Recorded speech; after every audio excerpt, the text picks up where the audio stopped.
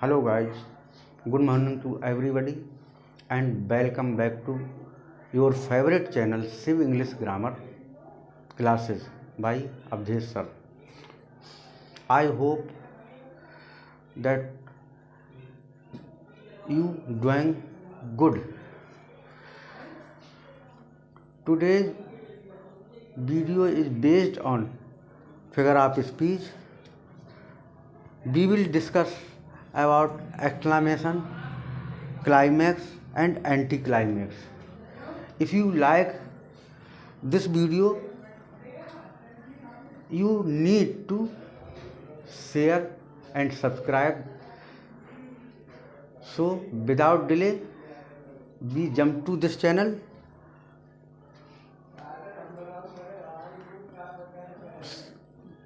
अब मैं आपको यहाँ पर एक बात बताना चाहता हूँ, ध्यान से देखेंगे कि ये हमारा जो टॉपिक फिगर ऑफ स्पीच है ये अंतिम चरण में है।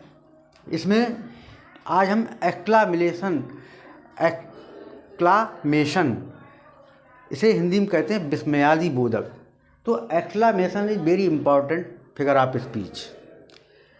इसमें क्या होता है कि लास्ट में आप ये देखिए एक्लामेटरी का चिन्ह लगा होता है।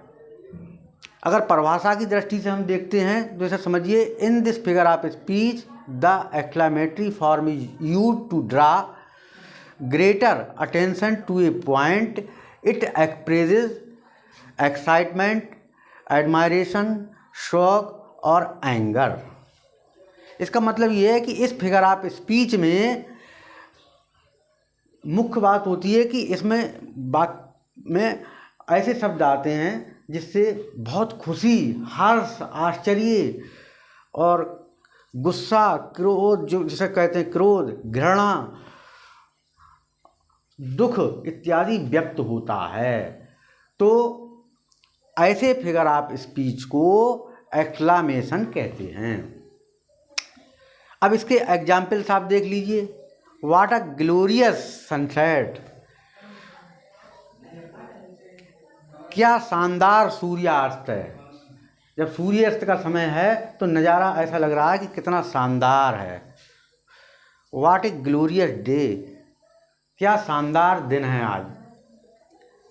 व्हाट ए वंडरफुल वर्ल्ड, क्या अद्भुत दुनिया है, क्या अद्भुत संसार है। ऐसा लग रहा है कि एकदम आश्चर्य प्रकट हो रहा है, किसी में खुशी प्रकट हो रही है। How pretty the doll is, गुड़िया कितनी सुंदर है। तो इसमें भी देखिए लास्ट में एक्लामेटरी का चिन्ह लगा हुआ है और इसमें आपका एकदम आश्चर्य प्रकट हो रहा है, कहीं दुख प्रकट हो सकता है। ओके, तो ये आपको समझ में आ गया होगा। इसकी दो तीन बातें ध्यान रखिए कि वाक्य के द्वारा ऐसा लगता है कि बहुत ज़्यादा हर्ष, खुशी, दुख, आश्चर्य ये चीज़ें प्रकट होती हैं। लास्ट में आपके एक्लामेटरी का चिन्ह लगा होता है। दूसरा है क्लाइमैक्स। क्लाइमैक्स क्या होता है? उत्कर्ष अलंकार। कोई भी चीज़ क्लाइमैक्स पर होती है। ये आप देखिए, इसमें we use climax to represent ideas in an ascending order of importance. अब इसमें क्या है कि यहाँ हम जो हैं असेंडिंग का मतलब बढ़ते क्रम में, जैसे ये जीने की सीढ़ी है, स्टेप बाय स्टेप जा रहे हैं और लास्ट में क्लाइमैक्स आता है। क्लाइमैक्स का मतलब हम उत्कर्ष पर पहुँच जाते हैं। तो इसमें उत्कर्ष अलंकार होता है।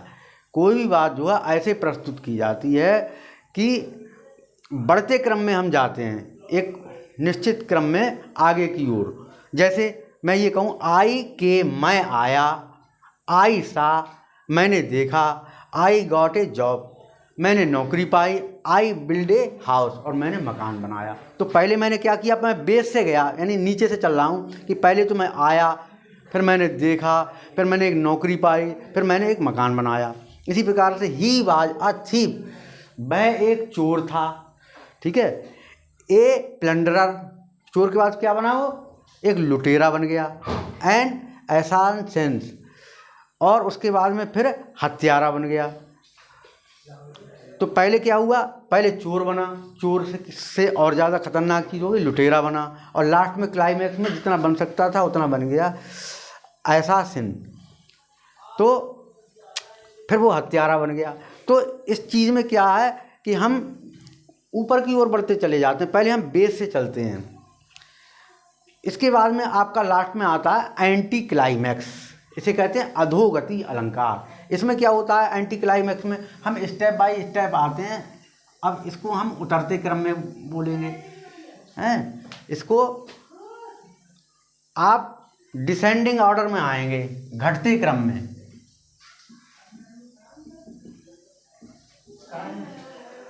अब इसमें क्या है, this is the opposite of climax where there is a sudden fall from the most impressive idea word to the least one, causing a ludicrous effect.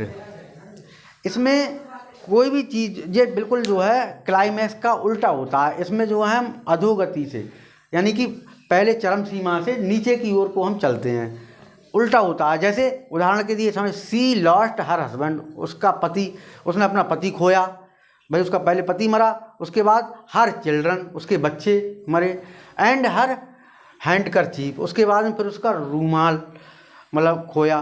तो पहले उसका क्या हुआ, हस्बैंड खो गया, फिर बच्चे खोए, फिर उसका रूमाल खोया। तो ये एक मतलब चरम से हम नीचे के लिए आए, चोटी से बेस तक आए हम। इसके बाद दूसरा एग्जाम आप देखिए, ही वाज एक्सीडेंट, उसका एक्सीडेंट हो गया, ठीक है, ही वाज डिसमिस्ड, उसके बाद क्या हुआ, उसको नौकरी से निकाल दिया गया, from the job. He lost his wife, उसके बाद उसने अपनी पत्नी को खो दिया, एंड ही डाइड, और अपने आप भी वो मर गया। तो यानी कि उसका बिल्कुल पतन हो गया, यानी कि चोटी से नीचे को आ गया वो बिल्कुल एकदम। इसी प्रकार तीसरा एग्जाम्पल आप देखिए, ही लॉस्ट हिज वाइफ, उसने अपनी पत्नी को खोया, हिज चाइल्ड, उसके बाद बच्चे को, हिज गुड्स, अपने सामान को, एंड हिज डॉग, उसके बाद उसने अपने कुत्ते को। तो कहने का मतलब ये है कि इसमें हम चोटी से चलते हैं और नीचे के लिए आते हैं घटते क्रम में। तो ये जो होता है इसका क्लाइमैक्स का अपोजिट हो जाता है। तो गाइस, आपके ये अलंकार मैंने समझाने की कोशिश की है अपनी भाषा में, तो हो सकता है आपके समझ में अगर नहीं आई हो या कोई बात हो तो कमेंट भी कर सकते हैं किसी प्रकार से, लेकिन अच्छे कमेंट्स करेंगे। और उसके बाद में मैं प्रयास यही करूंगा कि आपकी समझ में आए, अच्छा सा अच्छा आप सीखें। इसके बाद फिर हमारा एक मोटिवेशनल भी पीरियड रहता है थोड़ा सा, तो उसमें आज का मोटिवेशन हमारा यही है कि सबसे पहले मैं आपको बताता हूँ एक छोटी सी कहानी। एक जंगल में एक भगवान जो बुद्ध थे वो तपस्या कर रहे थे, वहाँ पर एक व्यक्ति आ जाता है और आकर कहता है, हे प्रभु, मेरे जीवन का क्या औचित्य, मैं बेकार यहाँ पृथ्वी पर आया, मैं तो कुछ कर नहीं पाया। तो उन्होंने कहा, तुम ऐसा क्यों कहते हो, ठीक है तुम ये पत्थर लेकर के जाओ और इसकी कीमत पता करके लाओ, इतना काम आपको करना है। तो फिर जाता है, फिर वो सब्जी वाले के पास जाता है, वो सोचता है ये अद्भुत है, तो कहता है मैं भी तुम्हारे लिए इसके बदले में 2 किलो टमाटर दे दूँगा, ठीक है। फिर वो चला गया आगे के लिए, फिर वो आगे जा कर के अनाज के पास जाता है, तो वो कहता है मैं आपको 2 कुंटल अनाज दे दूंगा। उसके बाद वो एक सुनार के पास जाता है, तो सुनार कहता है मैं 10,000 रुपये दे दूंगा, मैं 20,000 दे दूंगा। फिर वो वापस आ जाता है लेकिन पत्थर को नहीं बेचता है। तो कहने का मतलब यह है कि हम अपनी चीज़ की वैल्यू दूसरे से लगवाते हैं, लेकिन हम अपने आप को नहीं पहचान पाते, इसी पर हम दूसरे चीज़ में तलाशने में रहते हैं, ठीक है। तो हम हमारा जीवन जो है बहुत कीमती है, और अगर हम अपने आप को पहचान लेंगे तो हम वास्तव में मतलब सारे कार्य कर सकते हैं और हमारा जीवन जो है धन्य हो जाएगा, दूसरों को मार्गदर्शन मिलेगा, अच्छी सीख मिलेगी, एक समाज में आपकी पहचान होगी दोस्तों। तो सब बातों की एक बात मैं आपको बताता हूँ, भरोसा अगर खुदा पर है, भरोसा अगर खुदा पर है तो लिखा है तकदीर में वही पाओगे, तो लिखा है तकदीर में वही पाओगे। अगर भरोसा खुद पर है, अगर भरोसा खुद पर है तो खुदा वही लिखेगा जो आप चाहोगे। दोस्तों शुक्रिया, धन्यवाद। और आपको मतलब इसमें आप सब्सक्राइब जरूर करिए, लाइक ज़रूर करिएगा। ठीक, आज के लिए इतना ही, ओके।